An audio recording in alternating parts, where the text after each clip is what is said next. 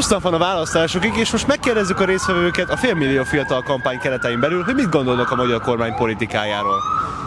Anyád, beszélek!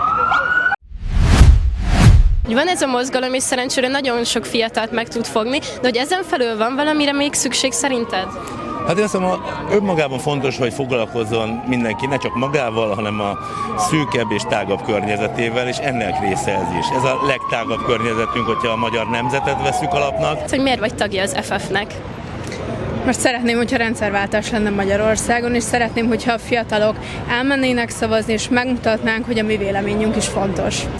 Azért, mert 2022-ben és 2026-ban is 500 000 új választópolgára volt az országnak, és ebből 2022-ben kb. 60 000-en mentek el. Most nincs fontosabb, a rendszerváltás küszöbén állunk, egy történelmi pillanat, hogyha a fiataloknak ezen nagy része elmegy szavazni, akkor le tudjuk váltani ezt a rendszert. Szerintem ez a nagyon fontos, hogy ne legyünk önzőek, hanem kicsit figyeljünk oda egymásra, másokra, és akkor fogjuk jól érezni magunkat a saját bőrünkben is, mert hogy szerintem, nem tudom, engem így neveltek, és ezt teljesen magamévá tettem, én akkor tudok boldog lenni, hogy a környezetemben is boldogok az emberek. És mit üzennél azoknak a fiataloknak, akiket ugye pont az FF által próbálunk megszólítani, hogy ezen túl szerinted kell még valami nekik, hogy menjenek el szavazni, vagy mi kell ahhoz, hogy ők mozgósíthatóak legyenek?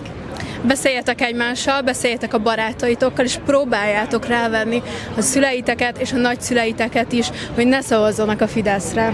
Én azt mondanám, hogy azért menj el szavazni, mert nem hagyhatod, hogy más emberek döntsenek a jövődről. Azok, akik elmennek szavazni, és te mondjuk kimaradtál ebből, akkor igazából te nem dönthettél ebben. Sokkal jobb dolog arról beszélni, hogy mit csináltál, mint sem arról, hogy mit nem. És úgy gondolod, hogy a fiatalok el fognak menni szavazni a FF-nek a mozgósítása által, vagy valami többre van szükség esetleg? Hát ez az egyik, amire szükség van, de hogy nem ez az egyetlen dolog, amire szükség van. Tehát az, hogy például az influencerek, zenészek, színészek, művészek, akiknek nagy elérése van, akik fiatalokhoz jutnak el, ha ebben a helyzetben hallgatnak, vagy nem kommunikálnak a választás pontosságára, vagy nem artikulálják azt, hogy egyébként a Tisza az egyetlen potenciális választás most ebben a helyzetben, azt szerintem egy óriás, ez egy történelmi felelőtlenség. Hogy miért támogatod a FF csapatát, és miért vagy a részese? Mert úgy gondolom, hogy egyébként nagyon sok fiatalt elértünk már, mi influencerek is, viszont még mindig azt látom, hogy nem eleget. Tehát, hogy még mindig vannak azok a fiatalok, akik azt mondják, hogy hát én nem politizálok, én nem fogok elmenni, engem nem érdekel, és nem értem, hogy miért, mert tényleg ez most már mindenkin múlik. Mert ez ma mindenki jövője ezen múlik, most már tényleg. Jónak lenni jó, vagy a közügyekkel foglalkozni az igazán felemelő, mert hogy amikor megvalósul valami, amit közösen szeretnénk, annál jobb érzés szerintem nincs.